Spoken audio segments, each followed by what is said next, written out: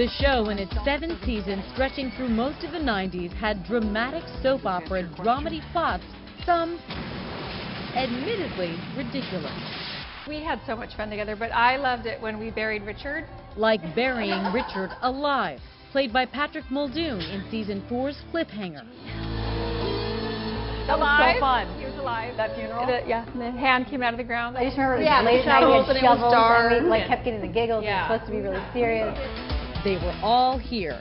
Matt, Kimberly, Billy, Allison, Sydney, Joe, Jake, James, and their special guest star, Heather Locklear as Amanda. Maybe if you got your MD from a real college instead of off a matchbook, you'd know what you were talking about. You dishonest, self-serving, pathetic drunk. Do you have a favorite line? No. They're all good. No, it was hard to sometimes deliver some of those lines. Like, how dare you? Yeah, you I've got many more choice words than All I need is aspirin. You need to mind your own business. I, for one, am leaving and going home. I loved Drunk Allison. That was my favorite to play. Get your hand off me! I don't know why I thought we could have a conversation. You were drunk when you walked in. And I remember specifically the scene when Allison was blinded in the explosion, and then she got her eyesight back, but everyone was being so nice to her that she didn't tell anybody she got her eyesight back. So playing blind when I wasn't blind, that was sort of my favorite. That was my favorite storyline. Take it off now. Jane and Sydney, that would be Josie and Laura, often got the giggles on the set. We would get the giggles a lot. And we had that one scene that my grandma calls, and she's like, "What's wrong? What's something wrong with Grandma?"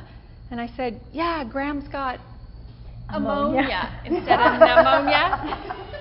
Gram's got ammonia." She goes, "Is it under the kitchen sink?" And we couldn't stop laughing. We had to have someone come in and be the other person. We couldn't even look at each other. Could not finish the day together. Yeah. Does Michael know about this? Doug Savant, who went on with co-star Marcia Cross to star in Desperate Housewives, takes pride in playing a gay character, one of the first on network TV, years before Will and Grace. I'm proud that I'm part of the history of gay characters in network television. And Tom was certainly a character that was marginalized, but he existed, and he was the only one in network television.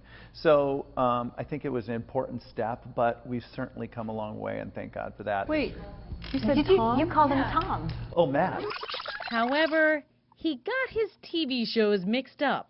I thought Tom was Desperate Housewives. Even amid all the fun, I found it a little different to interview my own husband. Andrew, let me ask you this. If the show was so great and the backstage, you know, was just so much fun and everything about it was great, why did you leave acting? And I wanted to move back east and be a businessman.